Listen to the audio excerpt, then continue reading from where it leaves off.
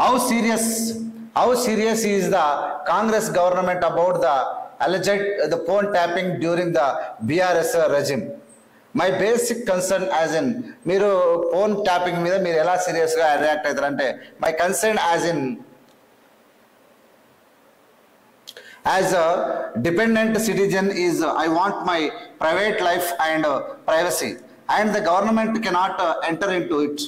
The phone tapping is for tackling terrorists and protecting the country's sovereignty.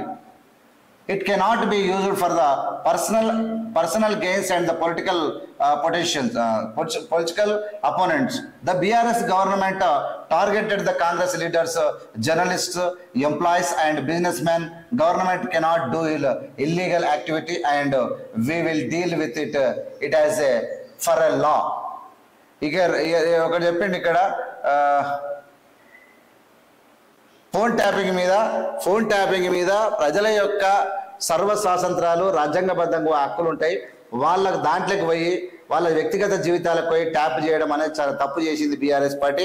కానీ ఖచ్చితంగా tackling ఏంటో చెప్పిండు. The next మన దేశ protecting the countries and sovereignty, మన దేశ ఒక సర్వసత్తాక బలాన్ని కూడా మనం కాపాడుకోవాలి. It cannot be used the personal gains and political potent. మనం ఖచ్చితంగా పొలిటికల్ కోసం మనం వాడుకోవద్దని చెప్పి బట్టి విక్రమార్క గారు చెప్పి జర్నలిస్టులను, బిజినెస్ మ్యాన్లను, మా పార్టీ లీడర్లను టార్గెట్ చేసిన కేసీఆర్ అనవసరంగా పరువు తీసుకున్నాడు.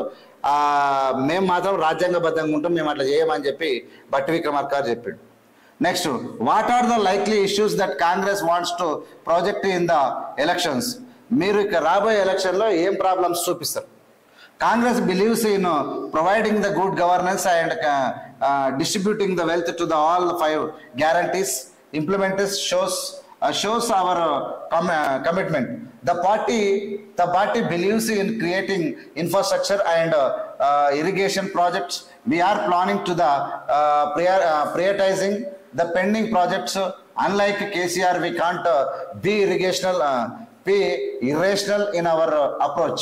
For example, when the cheaper power is available at 5 per unit, KCR is now demanding us to go for NTPC, the project where we have to pay the 10 per unit. KCR 5 రూపాయలకు ఒక unit ఉన్నప్పుడు 20 రూపాయలు పెట్టి ఒక unit కొన్నాడు. మేము ఇప్పుడు 10 రూపాయలకి యూనిట్ పెట్టి కొంటా ఉన్నాం.